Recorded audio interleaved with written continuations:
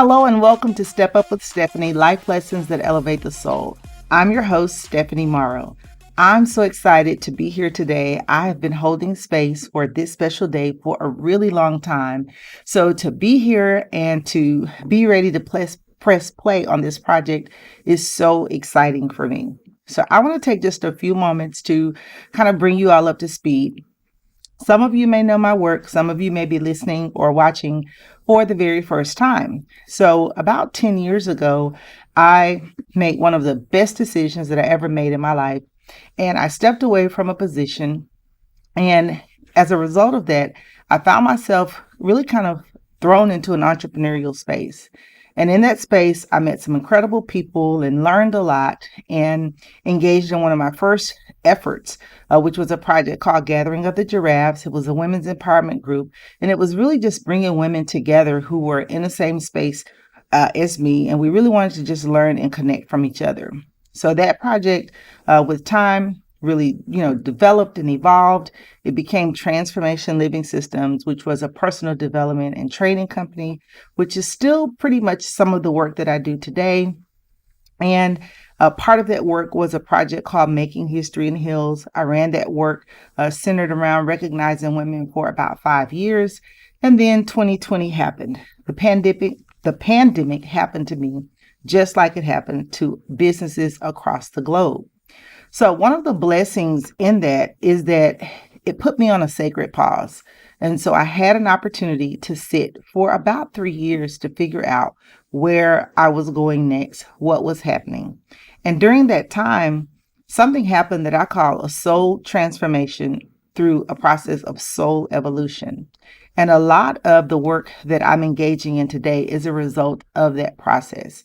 So as I said, Solstice Unlimited is my new venture. It is a personal development and training company, and it's really centered around helping women to develop the highest versions of themselves by being soul-led and soul-driven.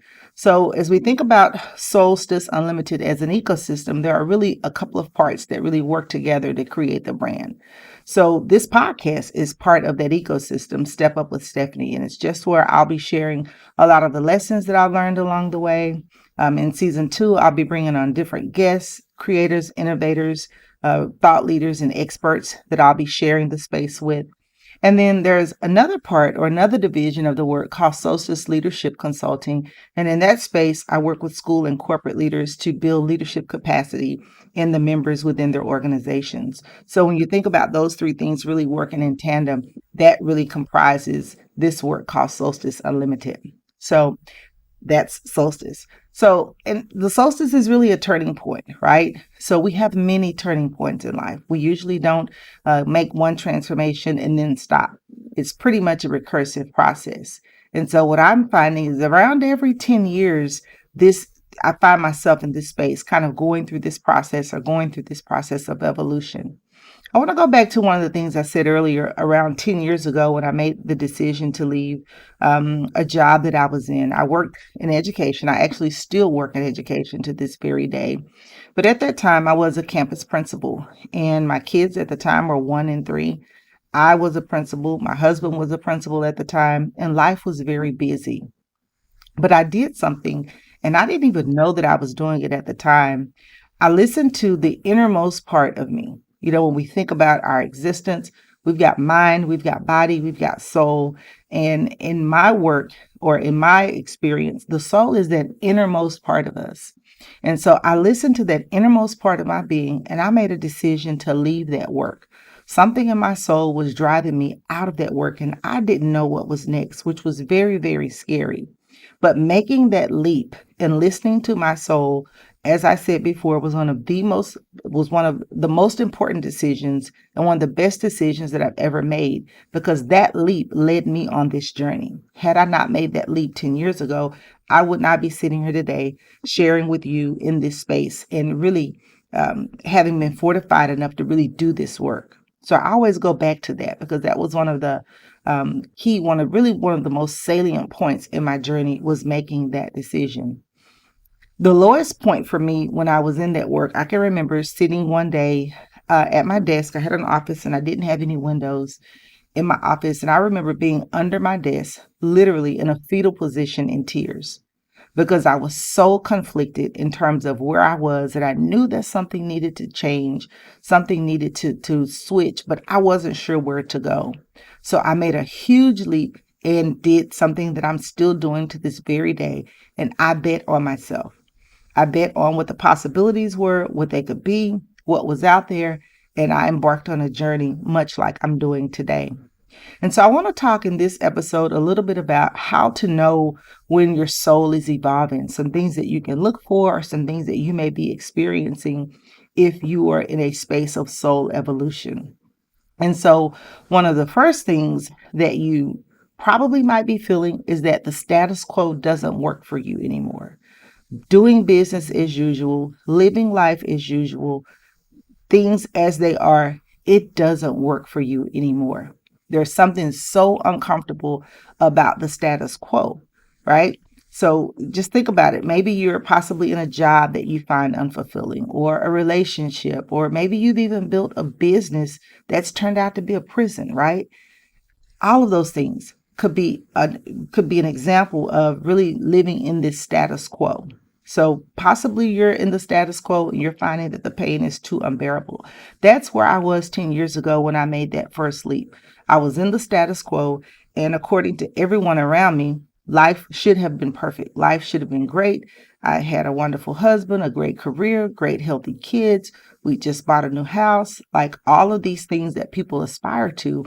But something in my soul was telling me that there was more. There was something calling out to me, and I was calling out to it, and we were trying to hook up, right? But we couldn't do that had I remained in the status quo. And so maybe you're in a space and you're feeling that. You're feeling that, hey, things are good, right? The good book says godliness with contentment is great gain, right? So maybe you're content, but you still know deep down on the inside that there's more. And it could be scary because a lot of times we want a clear path from where we are to where we're going. And the reality is it doesn't work that way. It's really not set up that way. And so, there are a lot of pains of staying in that status quo. So that's the first point. Maybe you're in the status quo. What happens is when you're in that status quo and you become self-aware and you start being soul-led and really listening and taking action, you start to ask a lot of questions. So maybe you're in a space in life where you are asking many, many questions. You're questioning the answers that you're getting, and you're asking and finding that you're being led to even more questions. That's a great place to be. I love it. Carlton Pearson says it this way: we can't have a quest for God or for the things of God and not ask questions. So asking questions, maybe you've got some questions that you've just been pondering. You've not even really asked anyone or sought to have answered, but they're just lingering questions that are on the inside of you, right? I noticed during that 3-year hiatus that I was on, or the sacred pause, as I like to call it, I had a lot of questions about things, a lot of things that I had always believed and had been, that I thought to be true or real. There were so many questions. And I kind of ended up on this path by just really seeking answers to those questions, seeking deeper understanding, wanting to know how things came to be, how things were working together, lots of cause and effect. Like all of these things were just swirling through my mind. So maybe you're in a space and you've got a lot of questions about things, and you're not willing to just accept what you've been told or what someone has said to be true or what's been written in a book, right? And so you want answers to those questions. And here's the reality: every question leads to another question, right? This is the educator in me.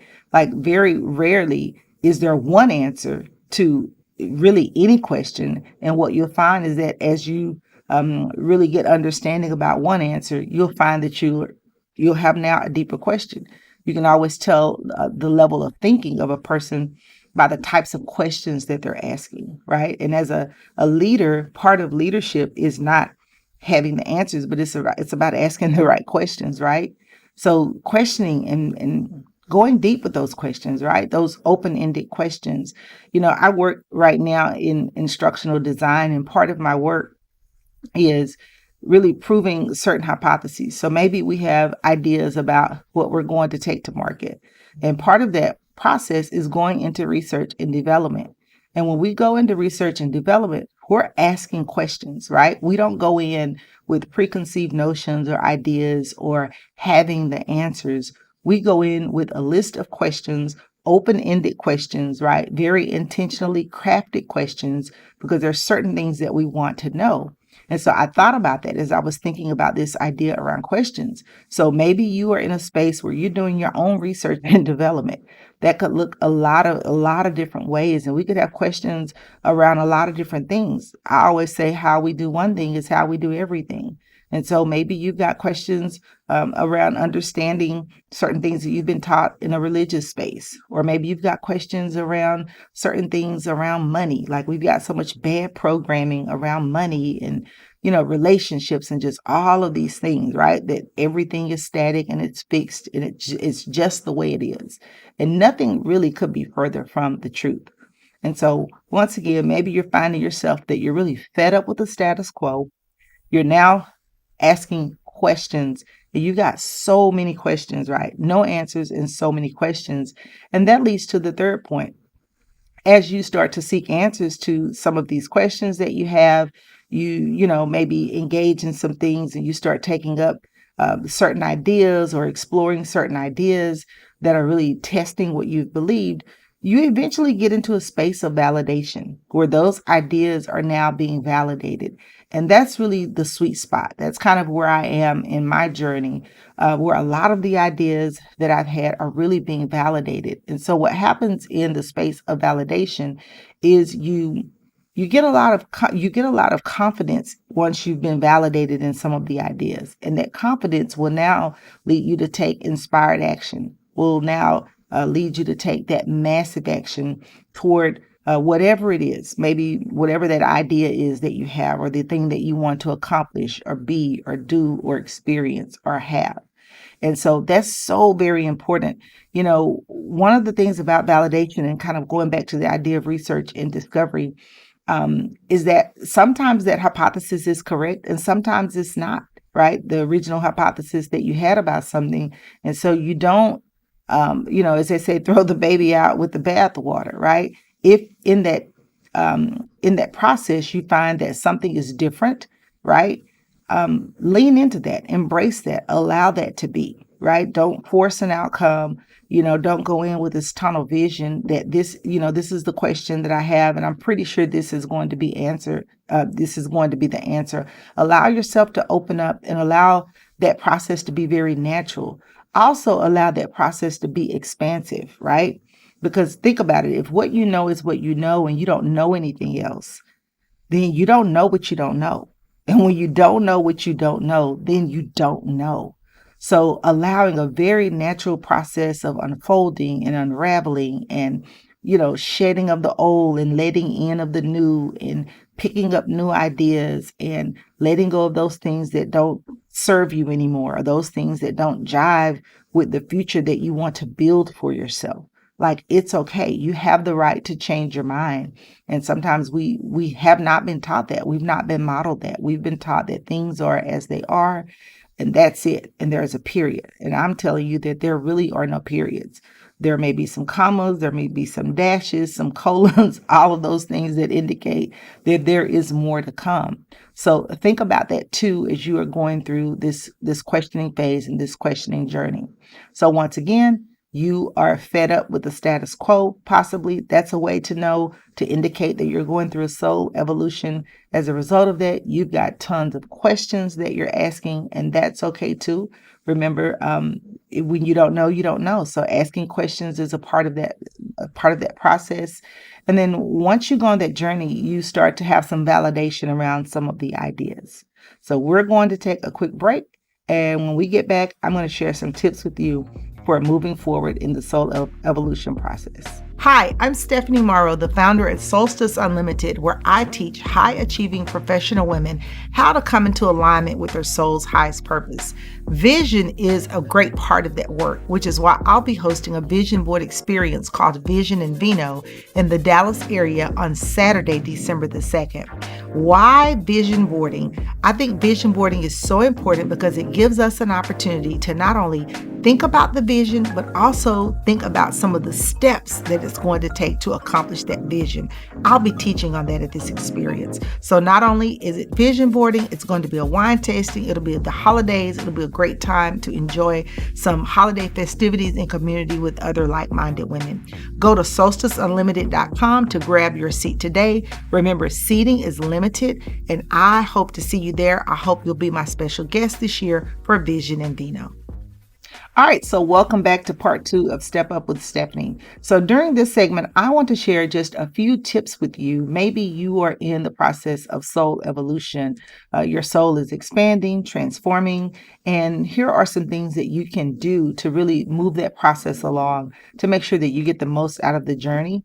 Remember, there's no end point. So once you get there, there'll always be somewhere else to go, right? There's no end.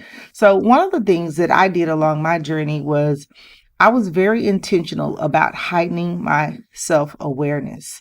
You know, we live in a world that's so busy and so loud and so distracting. There's so many things going on around us. We're working, we're, married, we've got kids, we're doing all of these things. But I really, really needed to quiet my space in my world and really think about ways to heighten my self-awareness, kind of that going within, those soul stirring, conversations with people and spending time alone and really getting to know myself and really fine tuning that voice, that deep inner voice, right? So when we think about heightening self awareness, another part of that is really honoring how you feel.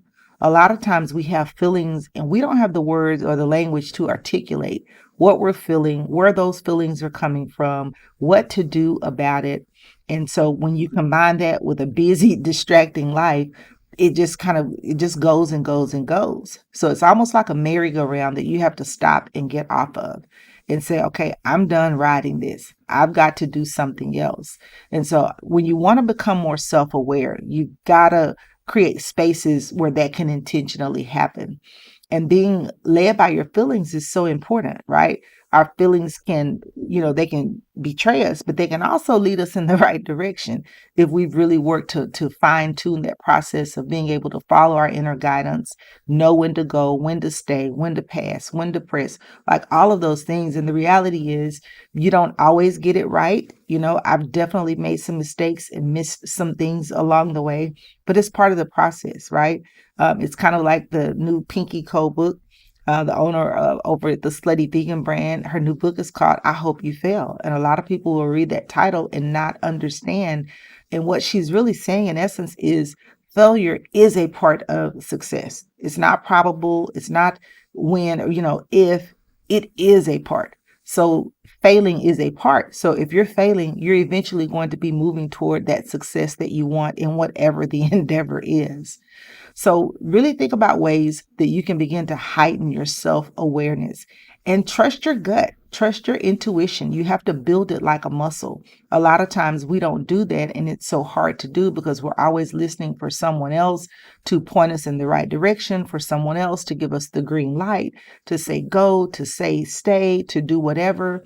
Whether that is, it could be another person, it could be an institution. It could be a lot of things that we're looking to direct us.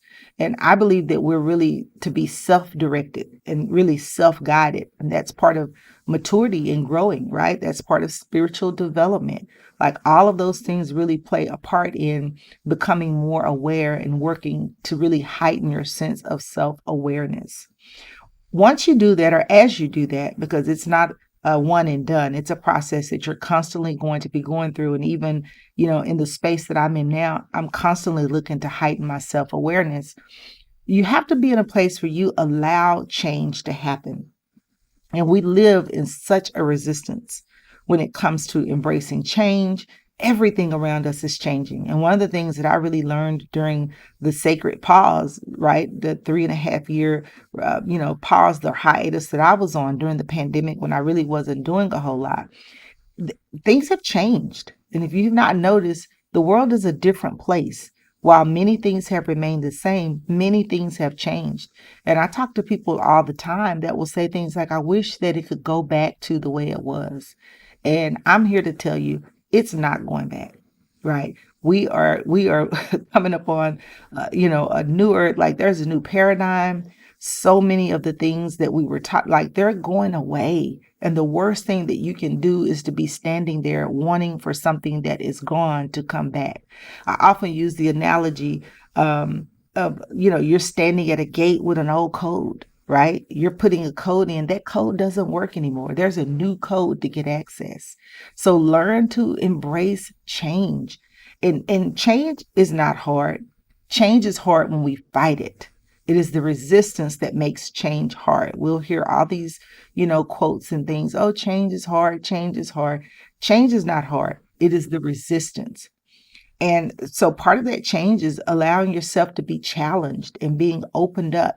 And also, change is a choice, right? You make a choice to allow change into your life. And so be thinking about that, allowing.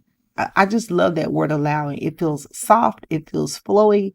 It makes me feel like I'm letting something in. I'm not forcing something in. I'm not forcing anything out. I'm just allowing. And so we've got to get into a space of learning to allow and to live in allowance. I think one of the greatest spiritual teachers of our times is Abraham Hicks. And shout out to Abraham Hicks. Like I'm just a fan, and I've been listening to the work for years now. And they talk a lot in their work about allowing, the art of allowing, letting those things in, and how bad it feels. Remember, I talked earlier about paying attention to how you feel. It doesn't feel good when you're in resistance, right? You're on defense. Like it doesn't feel good to be in resistance. So make a conscious decision, become more aware of how you're feeling, and allow the change. Everything around us is changing. For example, we'll be a cashless society more than likely soon. I was in the store the other day and I couldn't believe it. There was a woman writing a check. I was like, what planet is she? Wasn't, a little bit older, but I thought to myself, what planet is she on? Like a check, a full blown check. And I was in the line for a while and I was wondering, just kind of peeking around, like what was taking so long to get through the checkout. She was writing a check. And I thought, wow. And so what happens when we wake up one day and we've gone to a cashless society? I was in another store and talking to the gentleman that worked there, and I asked him about the app for the store, and he was like, I don't know. I don't use apps. I don't do anything. I don't have anything on my phone. I only send text messages and make phone calls. And I thought, again, what planet is he on? Like there's an app for everything. And I think about just like how commonplace, like my kids are digital natives. They came here, knowing technology and how to maneuver and all of those things. And so my point is, people that are resistant to that, or they'll say things, I don't do computers, I don't do this, I don't do technology. What happens when this society has fully integrated and made the move? Those people are going to be left behind. They're going to be swallowed whole, right? How do you do that when you can't do something as simple as pay a bill online, or, pay for tickets to the movie that you want to go see, or just anything, just day to day? And so it's the resistance towards the shift that's going to happen. And the reality is this: the wave always wins. We love the beaches. When we go to the beach, we like to play in the water. Let me tell you something about the wave. I've never beat I've never I've never beat a wave. The wave will always win. So my point is, go with the flow. Learn to go with the flow. The wave is always going to win. And so another way and final way that I want to talk about for you to really be able to embrace this journey of soul evolution is to find a community, to connect with a community, much like the one that I'm going to be building and launching soon, called the Circle of Soul Transformation, where, I'll be working with women and guiding women in this journey.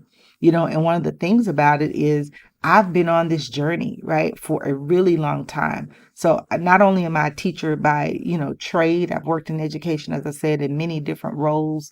And of all the roles, I find that I'm teaching in every role, but teaching is also what I would call my spiritual gift. And so in this community, I'll be sharing with the women and helping to navigate and to really guide that journey of soul evolution, because it can be a scary place to, chart new territory or to seek out to do new things or to break away from systems and people and places and things that you've been a part of. And, maybe sometimes we'll call it that black sheep of the family type of thing. Maybe you find yourself and you've got a different way of thinking and doing now, and you're on another path.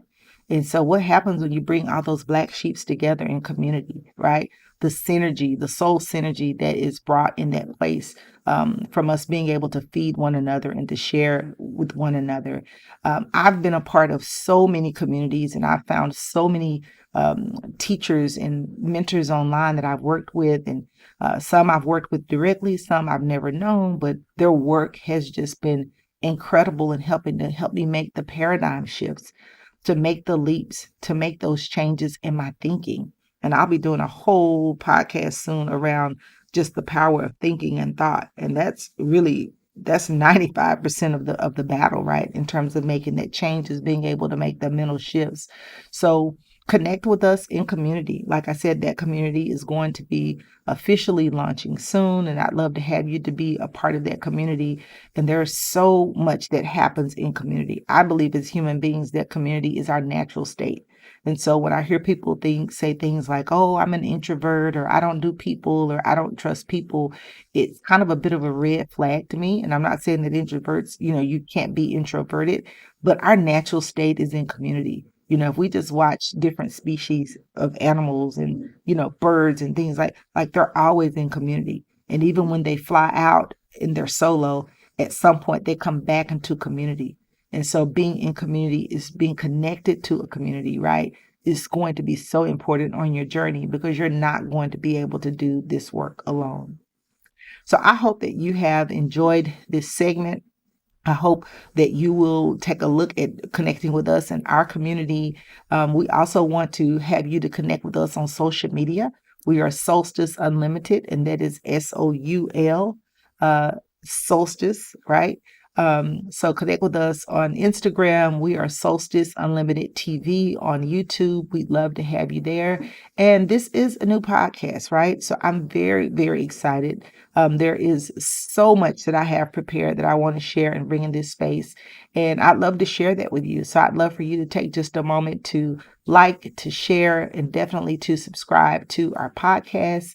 And if you are local and in the Dallas area, speaking of community, I'm going to be launching an event in Dallas on Saturday, December the 2nd, right into the holidays. It's called Vision and Vino, and it is going to be a vision board session on steroids and a wine tasting as well. And so I'm excited about this because I'll be bringing together a very intimate group of women in community to really set the vision for themselves as we move into 2024. I'll be doing a teach piece, and one of the things that I'll give you just a little bit of teaser about it is I want to talk a little bit about some of the habits that it's going to take to develop. A lot of times when we think about vision, we have these big ideas, but we've not the faintest idea of how we're going to get there. And so I'll be doing a teach piece, really helping women to backwards map. Like, what are the small steps? How am I going to get there? How am I going to get there from here? And really going down to those really small pieces. So once again, join me in Dallas, Texas on December the 2nd, 1 p.m. If you'll go to Solstice Unlimited, the wait list for that event is going to be opening soon. So you'll be able to go there and grab a couple of seats, bring a friend. It'll be lots of fun, lots of holiday cheer and merriment. Again, Solstice Unlimited. Connect with us on Instagram. We're there. We're also on YouTube at Solstice Unlimited TV.